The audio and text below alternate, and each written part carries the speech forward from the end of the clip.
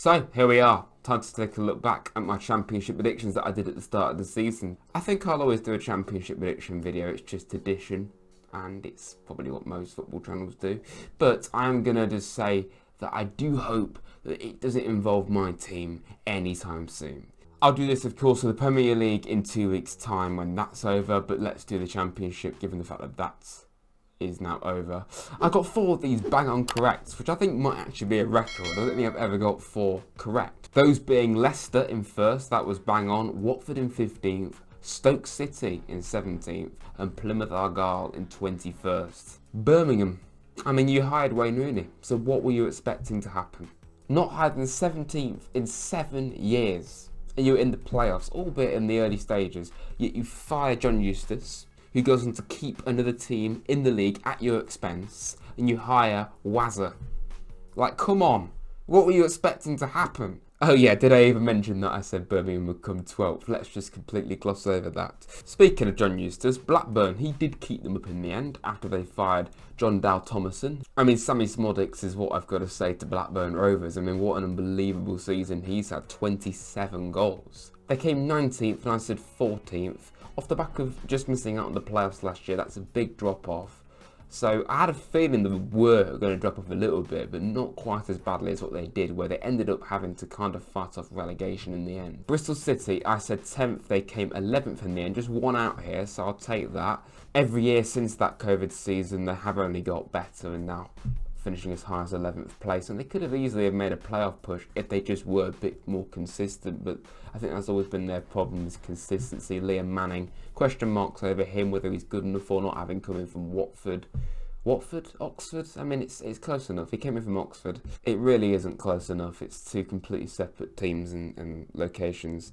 Cardiff, I said 19th, they came 12th. Wasn't a very good pick, was it? That was awful. I mean, how do you go from beating Southampton and Ipswich but conceding 5 to Rotherham United? That kind of sums up Cardiff this season, but we can't lose sight of the fact that they came 21st last season and came 12th this season. It is a major improvement. It's roughly where Cardiff should be, and I think where their fans would want to be, and you know, hopefully it can be more of a benchmark for them getting back into the playoffs, that kind of area of the table again. Coventry, they paid the price for a tough start to the season, having obviously reached an unbelievable high last year, reaching the playoff final but slipping up at the last hurdle on penalties to Luton. So yeah, I think if they had a good season throughout, they would have easily have made the playoffs, obviously. But I just feel that, yeah, that bad start to the season clearly did backfire on them, and then I think in the end they kind of ran out of steam anyway. Huddersfield Town, yeah, they got relegated 2 seasons after we beat them in the playoff final. That playoff campaign was actually a one-off, because if you look at the last decade, really, Huddersfield have been roughly where they have been, well, the last 2 seasons since that playoff campaign. It's just this year that ended up getting relegated, and again, a bit like Birmingham, maybe a relegation is actually quite useful because they can reset. They got through 3 managers this season, and their top scorer was a centre-back. I think I know why they got relegated. Hull City, I was 9 places out here. I said 16th, they came 7th. I don't really know why I was so harsh on them, but with some of the players they have in this side, Liam Delp, Fabio Carvalho being there on loan, Jayden Philligy, an excellent young player, probably destined for big things. They should have really got the playoffs. They actually really should have done. They were a very solid side all season. I think 7th is a great finish compared to where they have been the last few seasons, but yeah, the squad, I think, was good enough for more. Ipswich Town. I just want to say one thing about Ipswich.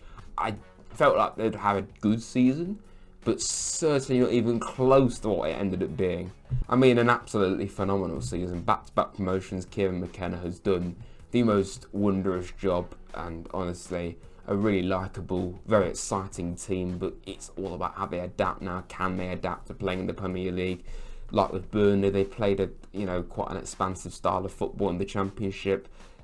They can't really do that in the Premier League. They won't be able to do that in the Premier League effectively, at least for a while. So can Ipswich adapt? I think they'll have that fighting spirit like Luton. I think they can actually do pretty well potentially if they get it right.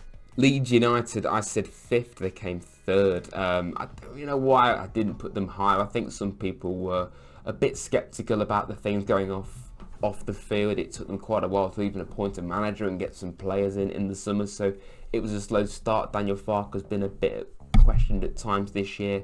We've got to mention Archie Gray, by the way, 18 years of age, played a massive role for Leeds this season in multiple positions. I mean, he's got a massive future ahead of him. Leicester City, probably the easiest prediction you'll ever get. A team that really shouldn't have been relegated in the first place. I put them to be first, and they came first. Enzo Maresca was a bit of a rookie manager going into the season. He'd never actually been a manager before, but overall I don't really think you can complain too much. They were a force throughout the season, apart from a real slip-up in around about Easter time, but they managed to get some good results towards the end of the year to make sure they didn't throw it away, and they looked really strong again. But yeah, that's a bit of a concern. What is their goal now though, Leicester? Is it to just try and get back to being a European challenging side straight away? I think that's probably their long-term goal, but I think just staying in the league is what they should be aiming to do first things foremost. Middlesbrough, I was a bit out with this one, 4 places.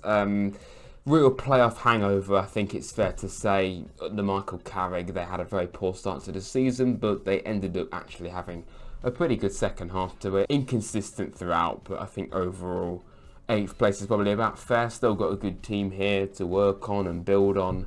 I just feel in the end it was just a bit of an ask, especially with that start to the season, for them to make the playoffs again. Millwall, this one ended up being a bit more somewhat close. I mean, still 7 places out than what it actually could have been. I said 6th place, they came 13th. That's actually a lot higher than where Millwall were most of the year. They were even battling relegation at one point. So the fact that they had such a good end to the season, they won the last 5 games in a row, that got them at 13th, a much more respectable finish. A lot going on though. Of course, their owner passed away before the season started. That playoff campaign going downhill like it did, I think that definitely didn't help. And of course now they're back with Neil Harris, so it's been a bit of a roller coaster for them. Norwich, I wasn't really sure what to expect from Norwich. They had a bit of an off year for their standards in the Championship last season. I said 8th, they came 6th. And I'm not really shocked at all that they got the playoffs, because more than good enough to get it on paper. I just wasn't sure if they could do it on grass. But overall, I think a solid season, even though they actually had a very poor first half to it. They were even battling, or could have been battling, relegation if they carried on playing like they had been. And David Wagner, I mean, an awful lot of pressure and criticism was on him, so he's done an excellent job to turn it around and silence quite a lot of doubters, I'm sure. So to get into the playoffs from where they were, even in like November time, is a real achievement for Norwich. Can they win them? I think it's a big ask, but of course, they've certainly got experience of getting promoted. Plymouth Argyle, I really wasn't sure what to expect from them going into this season. I actually ended up getting it bang on. I think I just thought they'd have just about enough. Obviously quite a big turning point when Steven Schumacher left the club to go to Stoke, and obviously Ian Foster coming in, that certainly didn't work at all. Now they haven't actually got a manager, so appointing the right manager is going to be a big move for them now. But in the end, they weren't actually in the relegation zone at any stage this season. They just ended up having to kind of stave off any kind of concerns towards the end of it, and even going to the last day, staying up by 1 point. Preston North End, I got this one well out. I said 18th. I just thought they were going to decline, because I feel Preston weren't really going anywhere, like they don't tend to, but they actually ended up progressing and having their best season in a while. They had an excellent start to the season, but it really did start to drop off, as you'd probably expect, and it just petered out. They've been a competitive team throughout the season, but yeah, never really good enough to get the playoffs, if you're being realistic. QPR, I mean, fair play to them. They looked dead and buried at one stage based off how poor they were last season, how poor they started this season. Gareth Ainsworth just totally and utterly not suiting that team or even this division. They appointed Martin Cifuentes, that's a great name to say, and in his first go ever at English football, what a job he did. He actually ended up really rallying them and got them properly over the line with some excellent results. Shout out to Steve Cook and Jack Colback being key parts of how they turned it around. I think they've got good potential going forward now under Cifuentes. Rotherham United, I mean, this was the most Rotherham season of all time. I mean, they always yo-yo between the two divisions, but this really was as bad as it gets, really, for most teams, because they were well adrift. Came on 27 points, the next best team got 45, that's crazy. Crazy gap.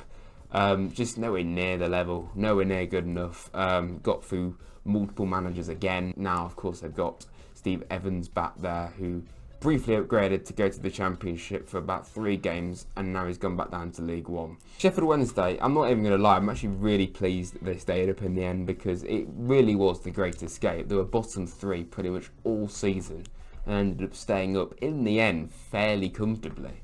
Had some unbelievable results second half of the season under Danny Rowe, who was a total unknown really, a bit like Cifuentes. These two guys come over and save these clubs from certain relegation. Still clearly a lot of issues with their ownership though.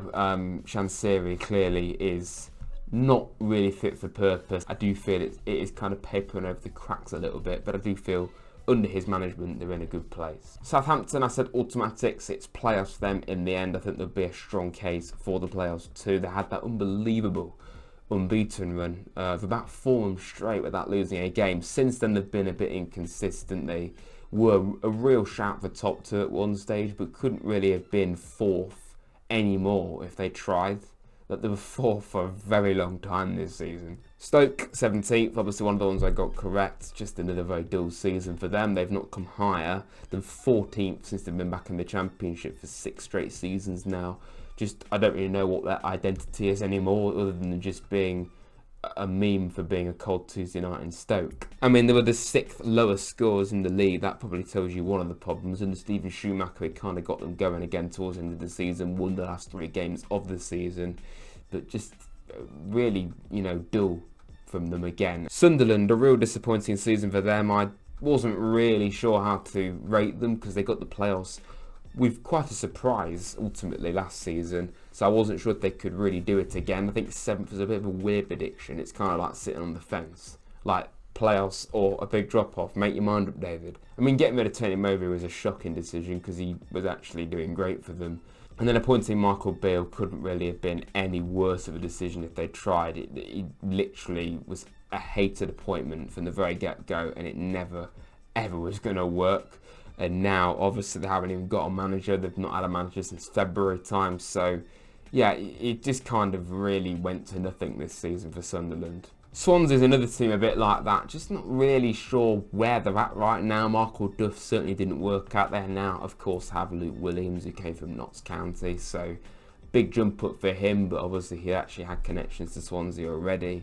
So Swansea, I think overall, they had some good results throughout the season, but just far too inconsistent. Far from the team that what they were under a certain Steve Cooper, must say that. I just think Swansea need to try and find their feet again at this level and being competitive at this level, that is. Watford, I got this one bang on, of course. I just think with all the instability at Watford off the field, typically with their management, everyone knows about how much they like to sack managers. And it ended up coming to fruition that they were, well, very average. Obviously, Tom Cleverley is now there now as a permanent manager. How is Tom Cleverley now a permanent manager?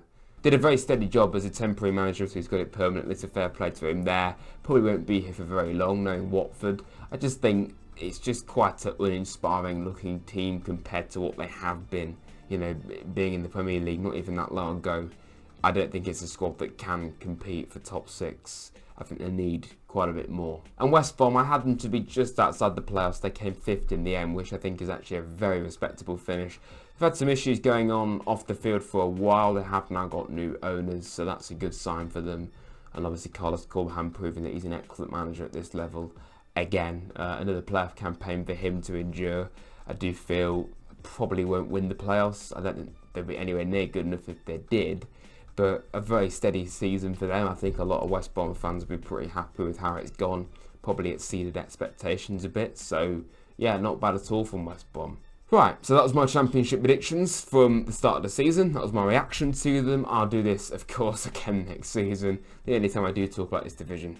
And hopefully that will stay this way because we'll still be in the Premier League. Thank you for watching, everyone. Please hit the like button. Subscribe to Rads if you're new. Become a member if you want to. That would be absolutely amazing. And I'll see you soon for another video.